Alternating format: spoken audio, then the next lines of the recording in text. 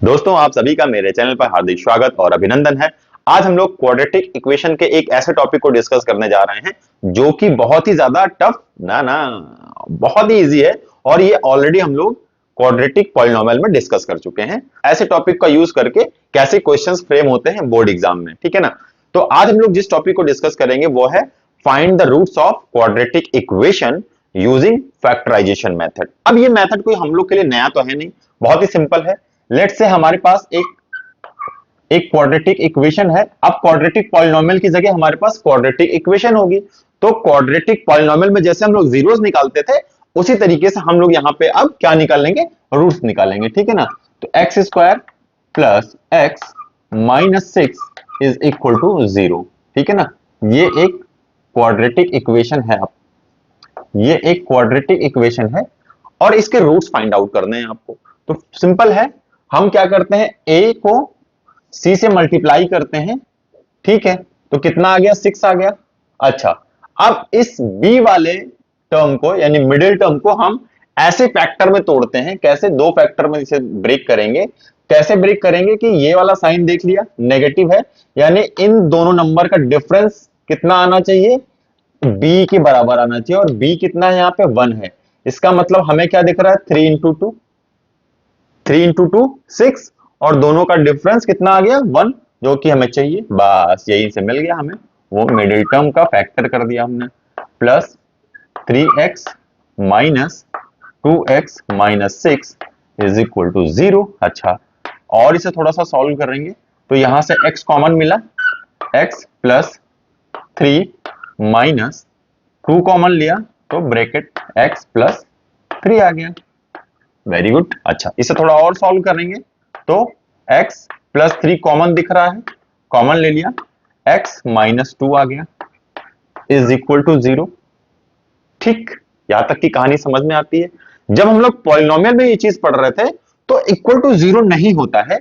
वहां पर हम ये कहते हैं कि अगर ये फैक्टर किसके, उस पॉलिनोमियल के फैक्टर हैं, तो हम क्या कहते थे, ये 0 के इक्वल हो सकता है या ये 0 के इक्वल हो सकता है अगर ये x is equal to minus 3 इसका 0 है या x इज इक्वल टू 2 इसका 0 है, ठीक है ना। क्वाड्रेटिक पॉलिनोमियल में यही तो कहते थे।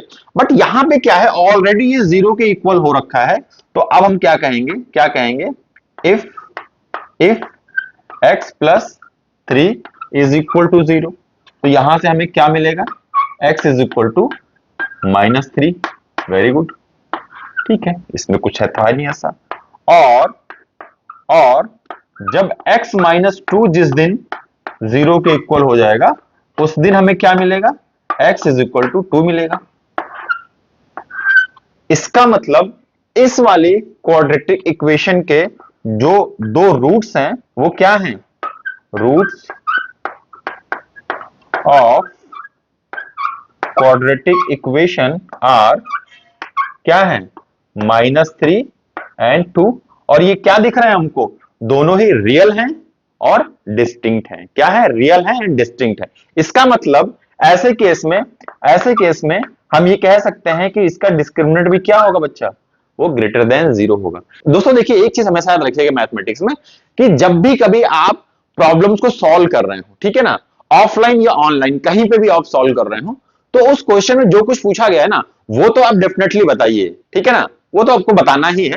बट उसके एक्स्ट्रा आपको उस टॉपिक से और क्या क्या चीजें पता हैं उसको भी उससे फाइंड आउट करने की कोशिश करिए। जैसे यहां हमसे सिर्फ रूट पूछा गया है, रूट तो हमने निकाल लिया, तो अब निकालने के बाद हम ये एनालाइज करें कि अच्छा रूट्स कैसे हैं, रियल हैं, डिस्टिंक्ट हैं, ठीक है। इसका मतलब कि इसका डिस्क्रिमिनेंट कैसा हो सकता है।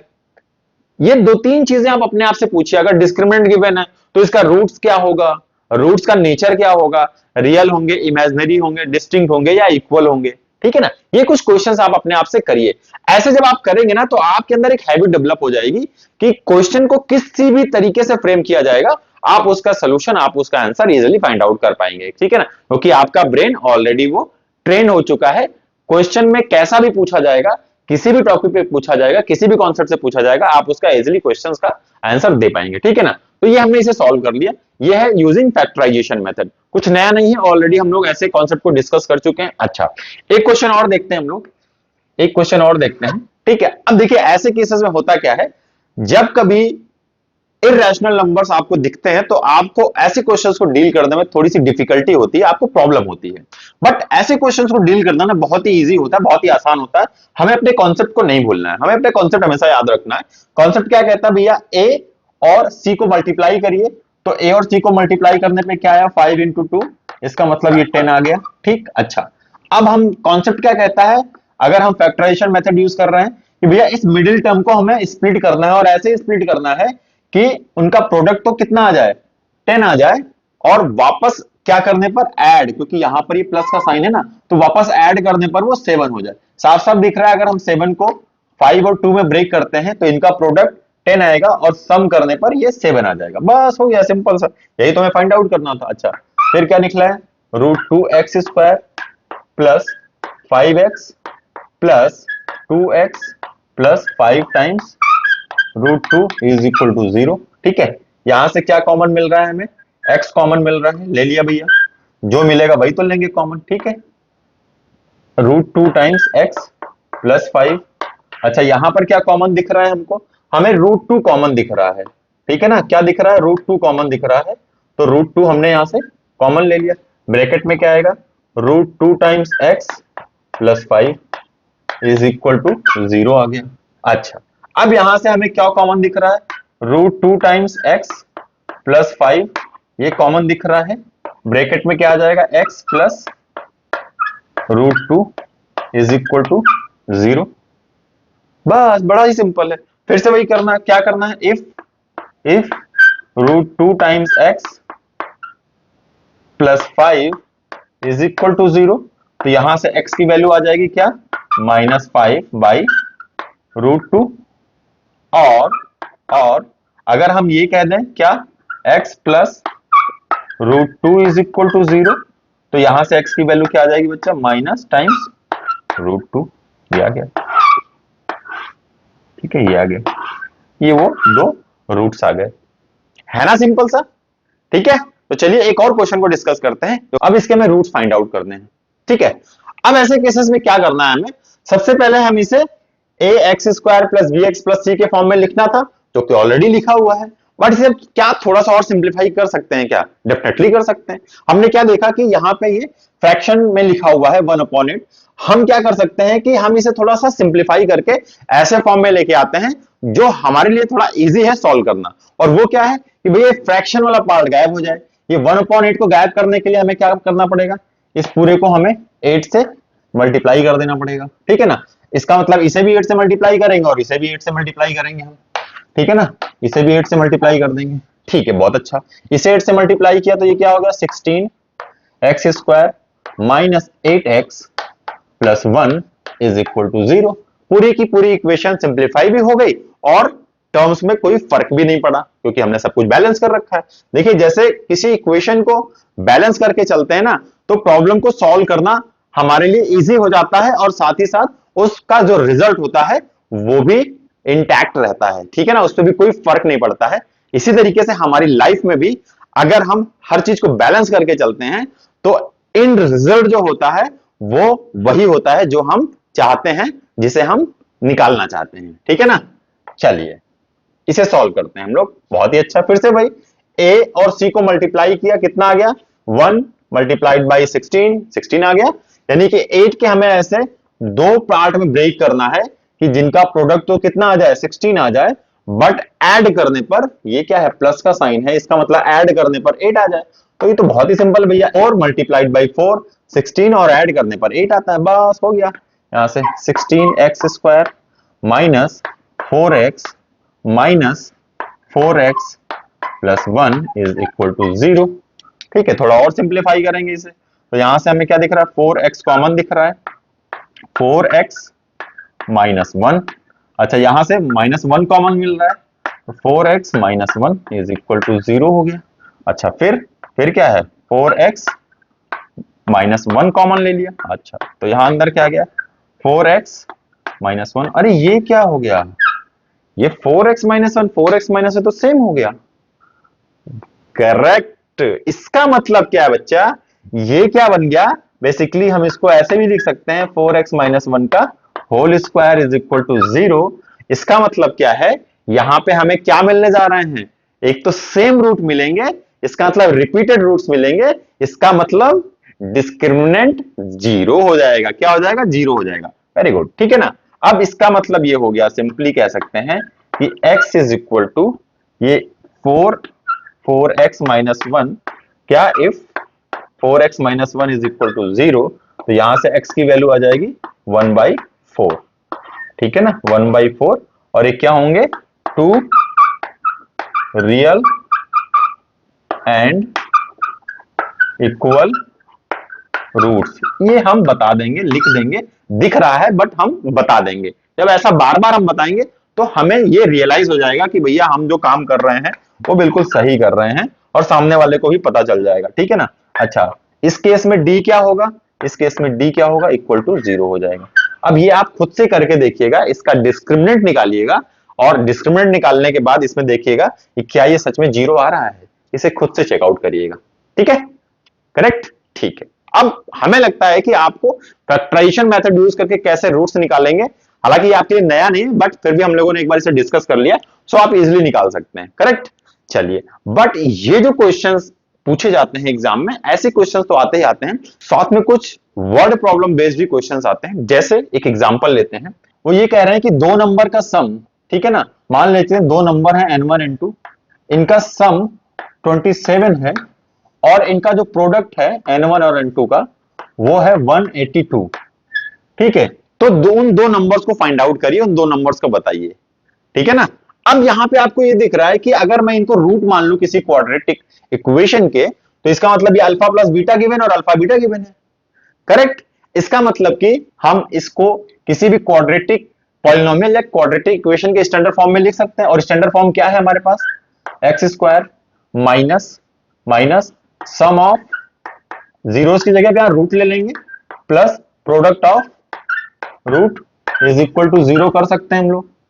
ठीक है, ये कॉन्सेप्ट है हमारे पास। अच्छा, यहां पर हम क्या कर सकते हैं, एक के ले सकते हैं। ठीक है, के क्या है, काका, जिसे हमने बोलना नहीं है। ठीक है, बट जैसे हम के लेंगे, हम देख रहे हैं इक्वल टू 0 है, तो ये के यहां से गायब हो जाएगा, इसलिए यहां पर के नहीं लेंगे, इसकी कोई जरूरत नहीं है। अब जो हम पॉलिनोमियल के केस में लेते थे, क्वाड्रेटिक पॉलिनोमियल क्या है, एक जनरल पैराबोलिक एक्सप्रेशन है जिसे हम मैथमेटिकली रिप्रेजेंट करते हैं। ठीक है ना, in the form of quadratic polynomial. और क्वाड्रेटिक इक्वेशन क्या बताता है, सिंपली हमें दो पॉइंट्स की इंफॉर्मेशन देता है जहां पर दो पॉलिनोमियल एक दूसरे को कट करते हैं, मीट करते हैं।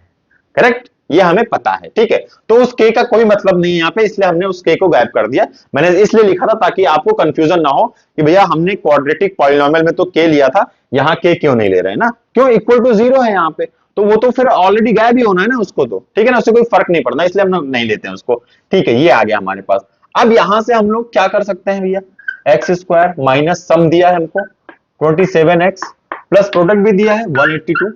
वाओ, अब हमारे पास एक क्वाड्रेटिक इक्वेशन आ गई। नाउ इस इक्वेशन को सॉल्व करके हमें वो दो पॉइंट्स फाइंड आउट करने हैं, इसका मतलब कि हमें वो दो नंबर फाइंड आउट करने हैं, वो यहां से हम फाइंड आउट कर लेंगे।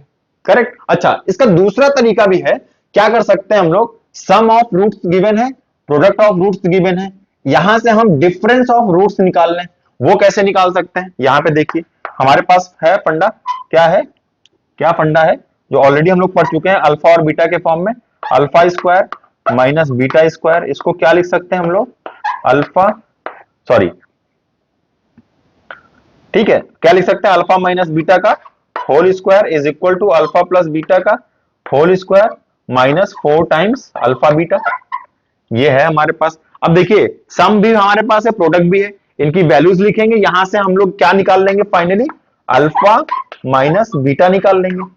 सम गिवन है हमको, ठीक है ना, अगर हम इसे n1 n2 माना है तो यहां पे भी इसका मतलब कि हमारे पास n1 माइनस n2 आ जाएगा।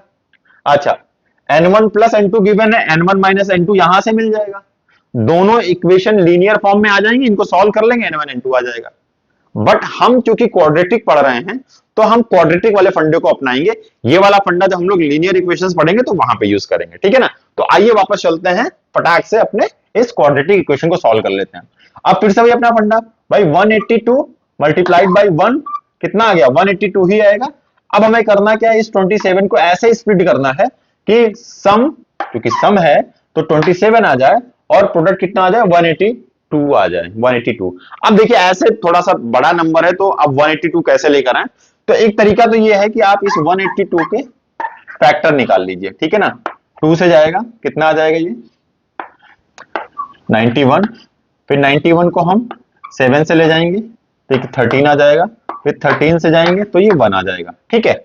अब हमें इन्हीं को अरेंज करके हमें इस चीज को सेटिस्फाई करना है, ठीक है ना। देखिए क्या हो सकता है, 2 को 7 से मल्टीप्लाई किया कितना आ गया ये 14, और ये 13 है, 14 और 13 को मल्टीप्लाई करेंगे तो इतना ही आएगा, और इनको सम कर देंगे तो 27 आ जाएगा। इसका मतलब कि हमें वो रिजल्ट मिल गया जो हमें चाहिए था, ठीक है। इसका मतलब अब हमारे पास जो आ गया x square minus 14x minus 13x plus 182 is equal to 0, ठीक है। यहां से हमें x कॉमन मिल गया, x minus 14 minus 13 common, x minus 14 is equal to 0, ठीक है, इज इक्वल टू 0। यहां से x माइनस 14 कॉमन हो जाएगा, यहां पे आ जाएगा x minus 13 is equal to 0। यहां से x की दो वैल्यूज आ जाएंगी, x इज इक्वल टू 14 और x इज इक्वल टू 13। इसका मतलब कि ये वो दो नंबर हैं 13 एंड 14 जो इन दोनों चीज को सेटिस्फाई करेंगे। इन दोनों का सम करेंगे तो ये आता है, और इन दोनों का प्रोडक्ट करेंगे तो क्या आता है, इन दोनों का प्रोडक्ट करेंगे तो क्या आता है बच्चा, ये आता है, करेक्ट। तो ऐसे भी क्वेश्चंस फ्रेम होते हैं। एक क्वेश्चन आपके लिए है, मैं आपको बस हिंट दूंगा, सॉल्व इसे आप खुद से करेंगे, ठीक है ना। तो वो क्वेश्चन क्या है,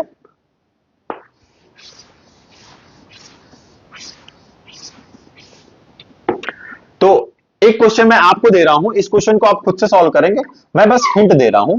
ये कहा जा रहा है कि दो कंसेक्यूटिव नंबर हैं। अब दो कंसेक्यूटिव नंबर का क्या मतलब भैया, जैसे एक 3 है तो दूसरा 4 होगा, एक 5 है तो दूसरा 6 होगा। इसका मतलब कि एक n है तो एक n प्लस 1 होगा, ठीक है ना। तो ये दो कंसेक्यूटिव नंबर हैं, इन दोनों का स्क्वायर किया गया है और उनको ऐड किया गया है। क्या किया गया है, स्क्वायर किया गया है और ऐड किया गया है, तो जो फाइनल रिजल्ट आता है वो 365 आ रहा है। क्या आ रहा है, 365 आ रहा है। तो यहां से हमें इन दोनों नंबर्स को फाइंड आउट करना है, यानी n और n प्लस 1 को फाइंड आउट करना है। अब इस क्वेश्चन को आप खुद से सॉल्व करेंगे और इसका आंसर कमेंट बॉक्स में बताएंगे, ठीक। और दोस्तों आई होप कि आज हम लोगों ने जो कुछ भी डिस्कस किया वो आपको इजीली समझ में आया होगा। यूजिंग फैक्टराइजेशन मेथड हम किसी क्वाड्रेटिक इक्वेशंस के रूट्स कैसे निकालेंगे ये हमको समझ में आ चुका है। नाउ नेक्स्ट हम लोग डिस्कस करेंगे क्वाड्रेटिक इक्वेशंस के रूट फाइंड आउट करिए बाय यूजिंग क्वाड्रेटिक फॉर्मूला, जो आपके लिए नया है और इंटरेस्टिंग भी है, ठीक है ना। तो दोस्तों मिलते हैं नेक्स्ट सेशन में जिसपे हम लोग इस टॉपिक को डिस्कस करेंगे। टिल देन जय हिंद।